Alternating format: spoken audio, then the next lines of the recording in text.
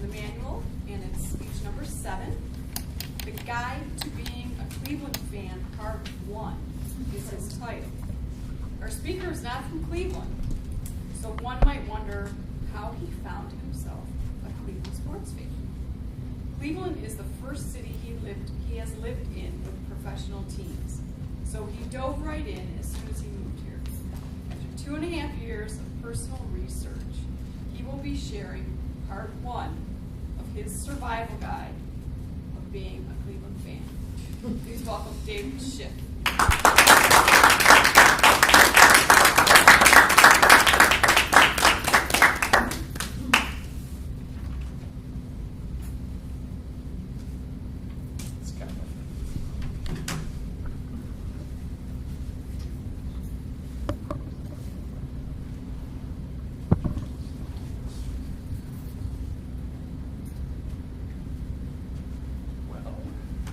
How's everybody doing today? There we are. Right. Fellow Toastmasters and no guest.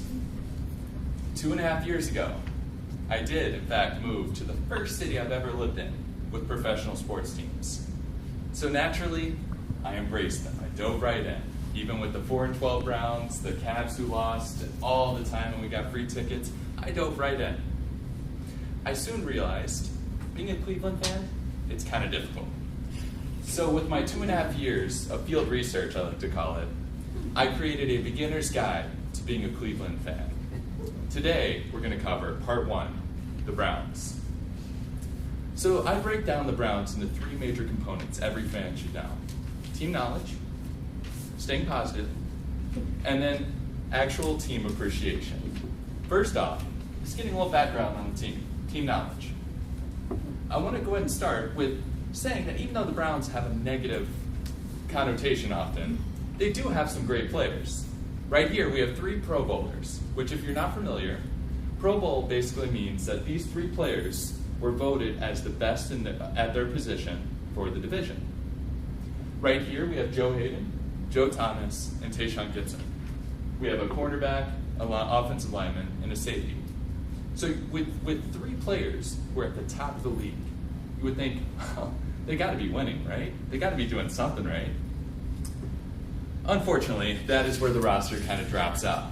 And with the team, there's kind of an issue, a very important position, quarterback. And so that's the issue that we have. Who's throwing the ball? So the Cleveland Browns, as many people in here are aware, left for Baltimore and then eventually came back in 1999, a new team reborn.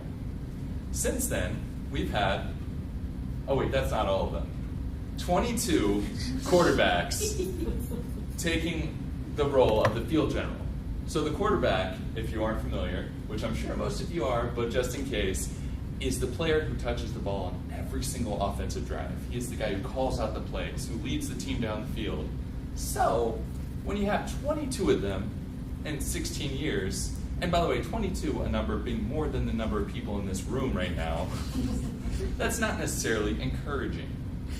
This being a vital position, including our current 2 quarterbacks, Johnny Manziel and Josh McCown, it's something where it's not really encouraging.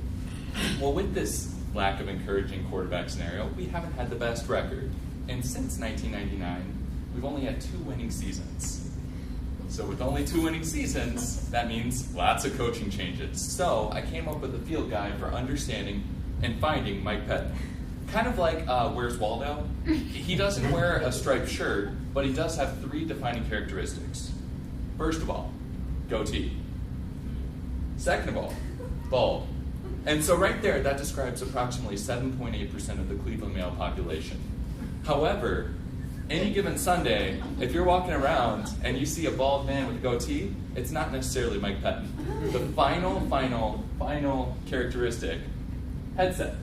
You combine all 3, and then 9 times out of 10, you're going to get Mike Pettine.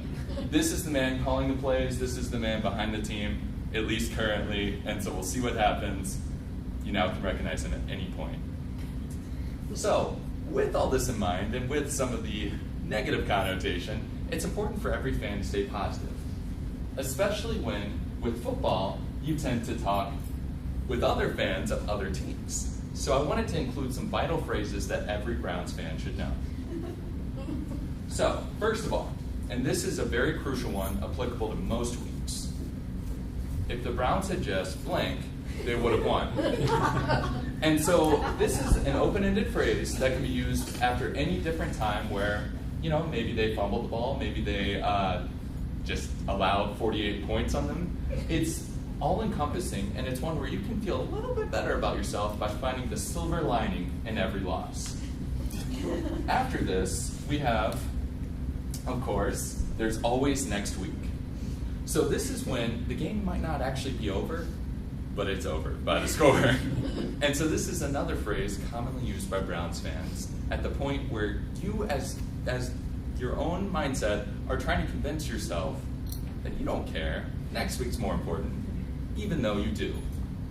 And then the last and most last resort phrase you should ever use. This is only when you're in an argument and you don't think you're going to lose, you don't think you're going to win. You can pull this out of your back pocket.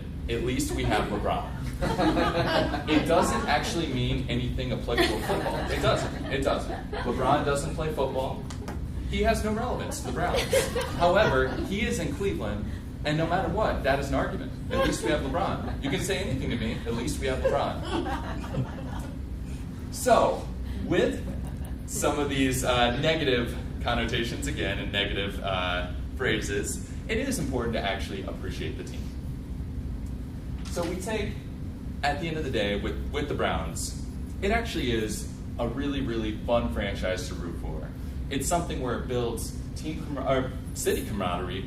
It brings a lot of people to the city. It's a really cool event to go to any game. And actually, it's something where only 32 cities, and I am actually separating the Jets and the Giants, even though they're both technically New York. They're different, New York and New Jersey folk. But only 32 cities in the entire world can claim they own an NFL team. And so while I might be a little satirical at times about them, I do love them. I like to actually equate being a Browns fan to probably the most perfect metaphor, being a parent of a bad kid. So essentially, I can critique them, but you can't. I'll come for you if you do. And so, being a Browns fan really is a truly wonderful and enjoyable experience. With that in mind, we've covered part 1. So next time, join me for part 2 when we cover the Cleveland Indians and something called Nickel Beer Night. Madam Toastmaster.